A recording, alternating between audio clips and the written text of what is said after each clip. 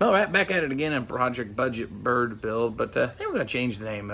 The name just, it's close, but not quite there. We normally have kind of a little clever name for most of the cars we work on here. So I've got the Project Transmarado. We've already finished that one. That one finished before the YouTube channel. I have the Project Le Goat, which is a Le Mans, but a GTO, but a Le Mans. But anyway, you get the idea, so we call it Le Goat because it's kind of confused. The one I just picked up already had a name called Baby Cakes. That was the 69 Crystal Turquoise Convertible I just got there from New York. Well, you adopt a kid, you don't typically change their name, so I kind of like it, so we're going to stick with it. So that's Baby Cakes. And my high school black car. I really just haven't come up with a great name for that. Might be Big Black or Blackbird or whatever, don't matter. But the car here behind me, it is currently painted red. Now, the original color is Autumn Bronze. It's actually a really pretty color, and I wish if I was keeping this car, well, you'd be seeing it getting transformed back to Autumn Bronze, but probably not going to happen while I own it. Hopefully the next owner gets inspired to finish the body work and go ahead and do that to it. But so the name we've come up with now is actually LeBronze.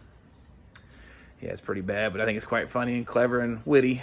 I think because Whitney came up with the name. So anyway, I'll stop.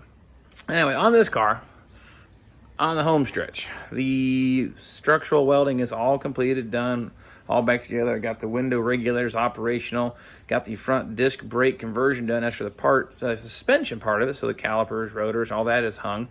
Now we're down to setting up the power brake booster and master cylinder. It is a different master cylinder before four-wheel drum and disc brake. I think it's different volume, different pressure output. I don't know the specs, and I guess it doesn't really matter. I just know they're a different master cylinder, and I have one.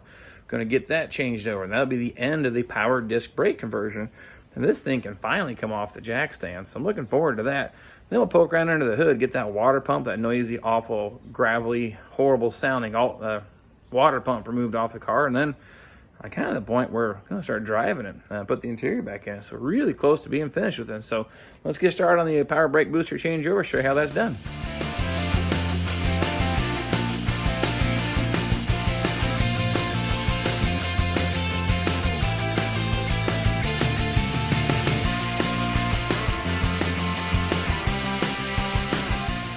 Now under the hood, all this here is the original drum brake master cylinder. That's got to go. It's going to come off there. I'm going to replace it with the one here. Now, visibly on the outside, I don't really see a whole lot of difference. I just know there's different part numbers, so I'm assuming there's some kind of a difference. But the biggest thing is the gold thing there behind it. That's the power brake booster. It's going to make stopping this car a whole lot more user-friendly, we'll call it that way, and more realistic for driving in today's atmosphere with people who might be slightly distracted. Let's call it that. So a good braking system would be ideal. I've already got the brakes changed over, and as you can see, I have studs in it now too. So that did get squared away.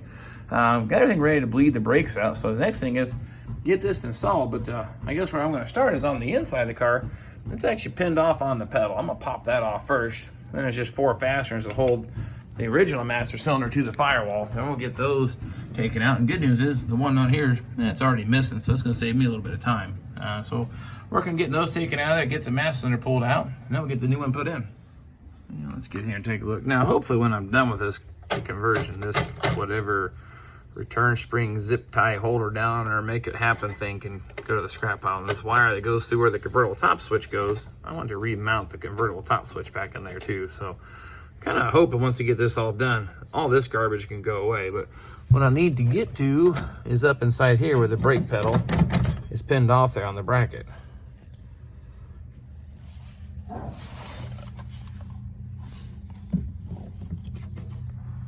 All right, up there, you can see this is the pin that I need to get to. Get that pulled out. That'll undo the old master cylinder, which is here, from the brake pedal. Up here, oh, the clip I need is on this side. There is, of course, there's so much stuff in on here. There's the clip. Now you can see it. I'm going to take a little pick here.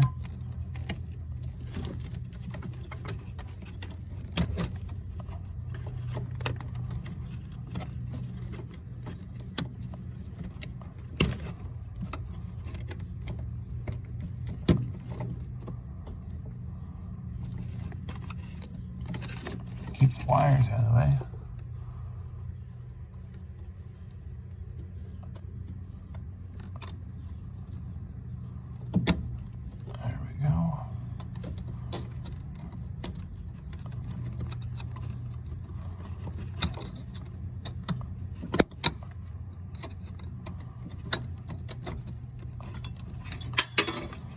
There's the clip.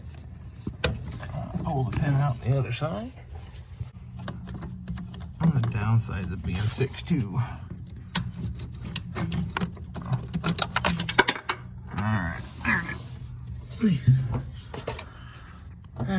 There's a little wave washer, spring washer. Keeps a little tension on the pin. And there's the retainer. Now I'm ready to go under the hood.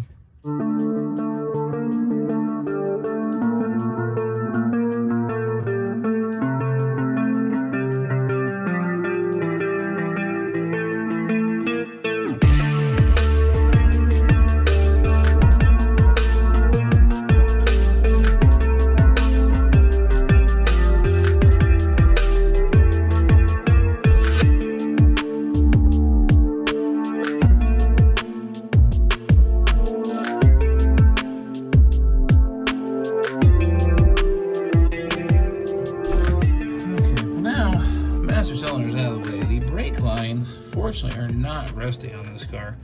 If they were rusty and scaly, you're gonna have to make some brake lines. I'm hoping that there's enough flex to position this thing up a little higher so I can get the brake booster in and also use get it back together. You know, the plumbing hooked up to having to replace all the brake lines. I'm hoping it'll work, but I'm about to find out.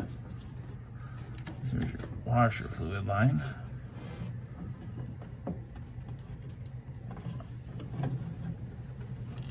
Okay, that ought to work.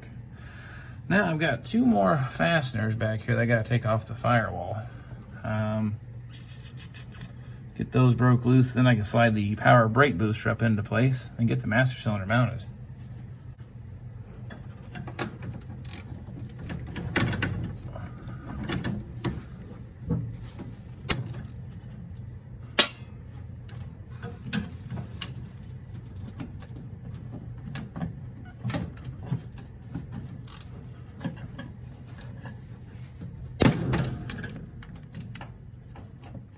Good chance these haven't been loose since 1968.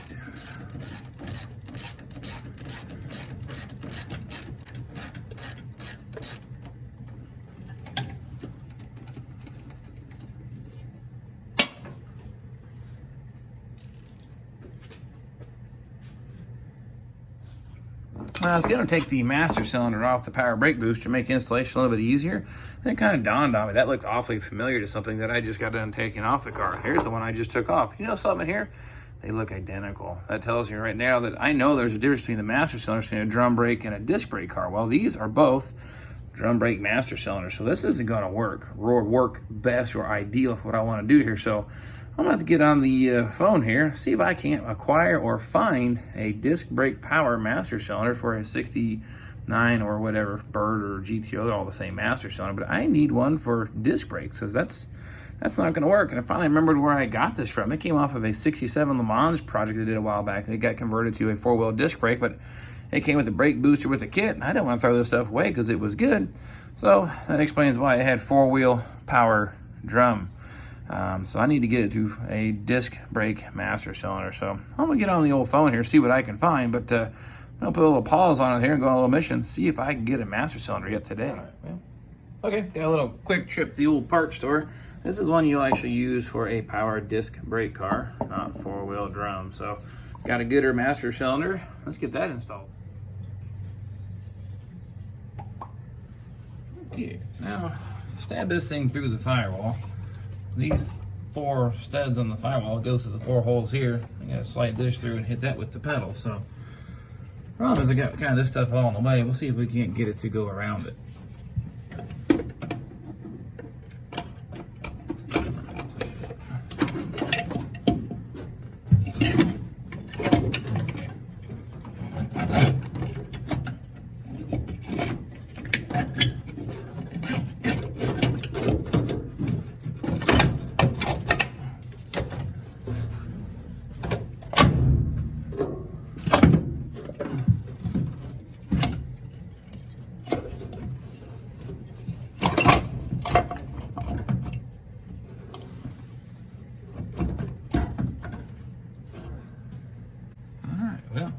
Got it tucked up into the firewall. It actually doesn't look too bad. These are they're gonna work too, I think. And get you behind it, maybe. Might be see down here, it's on the stud, so it'll mount up on there okay. So I think next I want to start one of the nuts on here, snug it up, and get inside and get the pedal hooked up next.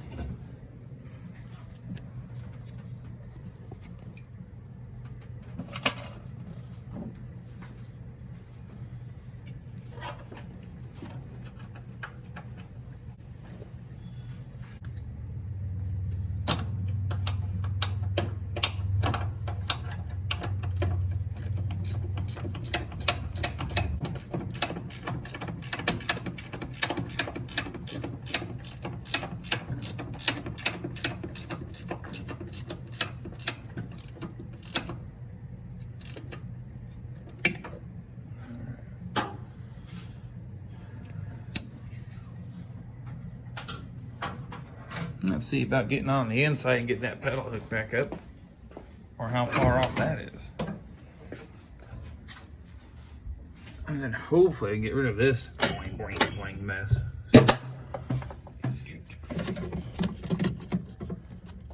Oh, well, would you look at that? I'm actually come up a little bit short.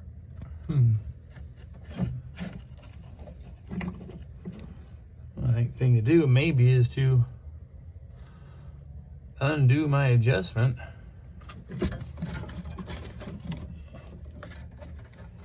Going to get rid of this silly spring thing. I don't even know what it's all about. Obviously they're having some trouble with the brake light switch, but they are adjustable, so we'll get rid of that.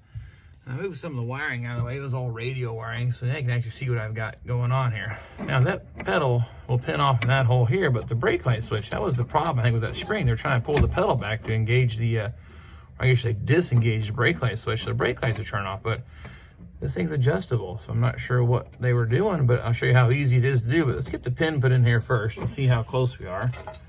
Make sure this is gonna work.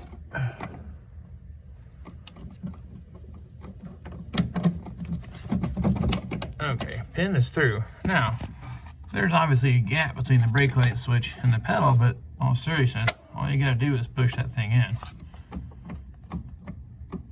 And should be adjusted pretty close.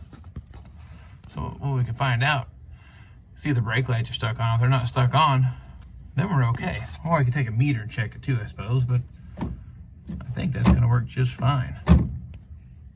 Anyway, pedal's hooked up. Let's get the master cylinder put on, bled out, and see if we get these brakes working. All right, now I'm going to wrestle the master cylinder in place, get the lines hooked up, fill it full of fluid, and get this thing bled out.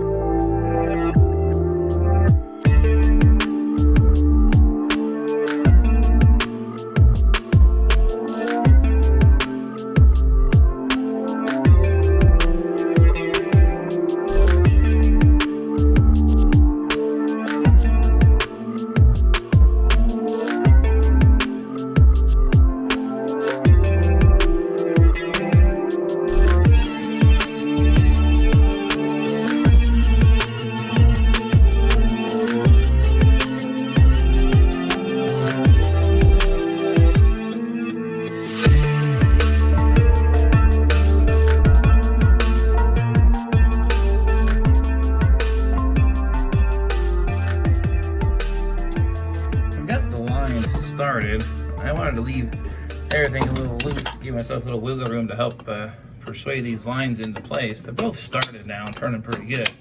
So the next thing is get this up into place, the valve, put on the stud and then tighten it down.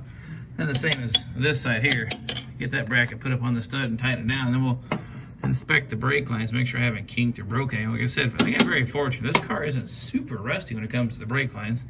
And the rear one was replaced with the new line, so that makes my life a little easier. Okay, got the master cylinder all installed. That line is actually tight for now. That one's tight. Hardware holding it on is good. It's time to hook up the vacuum line. That's pretty self-explanatory. Hook that to an intake manifold vacuum signal, not basically somewhere on the intake or intake run I'll give. I got a spot in the back of the carburetor here I'm going to hook it to. But the next step is fill this thing full of brake fluid and start to bleed it out. As you can tell, it's empty.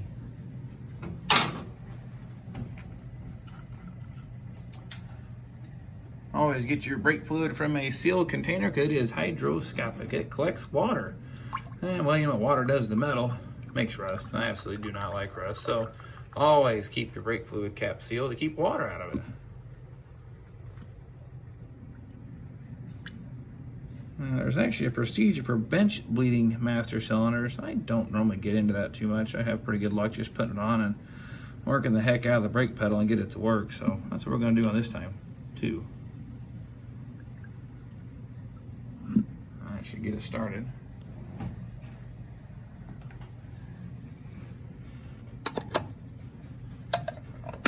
Do that for now. See if we have any kind of brake pedal. I suspect probably not.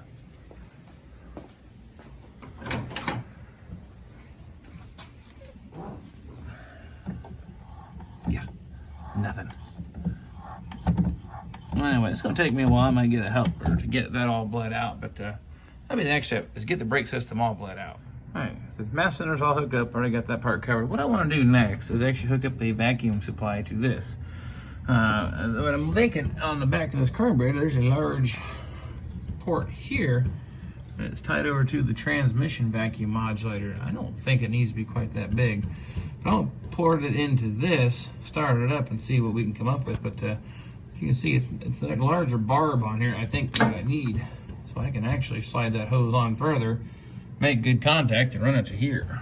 Now, I'm going to hook a hose onto this. It's a 3/8 barb, so we're going to do a 3/8 hose. I'm going to tie it up kind of pretty, I hope, but maybe run it behind the distributor, or I think I'll run it down here under the valve cover and over here to the carburetor.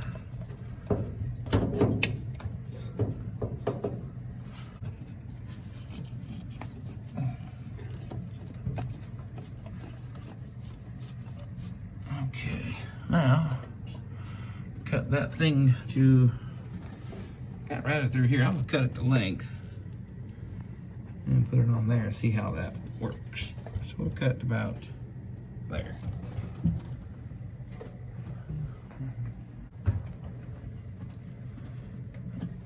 Use the fancy cutters here. Okay. Now,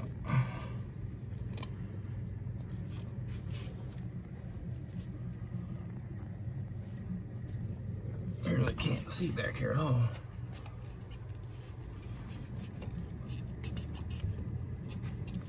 Okay, that's on unsealed. Let's start it up and see if I have any power assist. Then we'll bleed the brakes out real good. Because right now, if I hit the brake pedal, it moves, about half an inch, 3/4 of an inch. Sometime in here.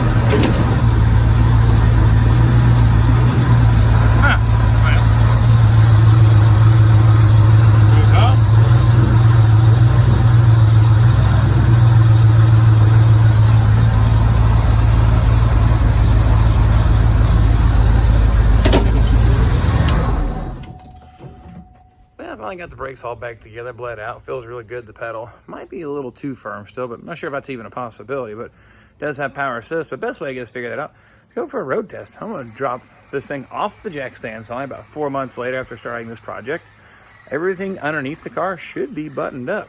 So I'm going to pop it off the jack stands, jump in there, sit on the floorboard, and go around the block here once, see how it feels. Now, like I said, it's been up here a little bit of time here. Time I get home from work, get home from the garage, this thing's sitting up on jack stands, but here, not for long. We're gonna finally put it back on the ground. I guess you can see the bird won't be flying anymore. Anyway, we'll get these out of here and let's go for a burn. Now I've actually got the carburetor working better. It should actually get out of its own way too. For a 352 barrel car, that is. All right, that crud. Anyway, coming down. Much better. Last time I haven't seen for quite some time, this car sitting on the garage floor. All right, I'm gonna climb in. Hell, now, not any seats in here, but I do have some pedals. I got a steering wheel, and there's no more holy floorboards, so I had to make it around the block just fine, or at least down the end of the road and back. I'm not sure how far I'm gonna go. That water pump's getting pretty sketchy. Oh, but just that are feeling awfully short. Oh, much better.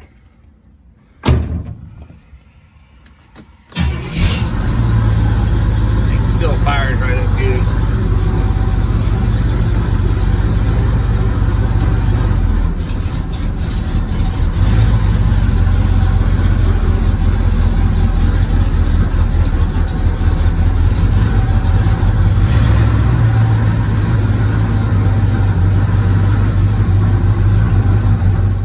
Sitting on the floor is a little bit more awkward than I anticipated, but I think I'm gonna get the camera mount, throw it on the dash to try to hold on for dear life. It's kind of hard to hold the camera and the steering wheel and hold on to the brake pedal without any seat to push against. So, but the carburetor actually works. Now you hit the loud pedal and it actually moves. So I'm gonna get the camera mount. We'll go for a ride. Maybe it's like really. Where's my phone?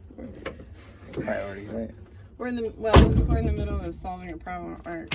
Hear that? It doesn't stall somewhere.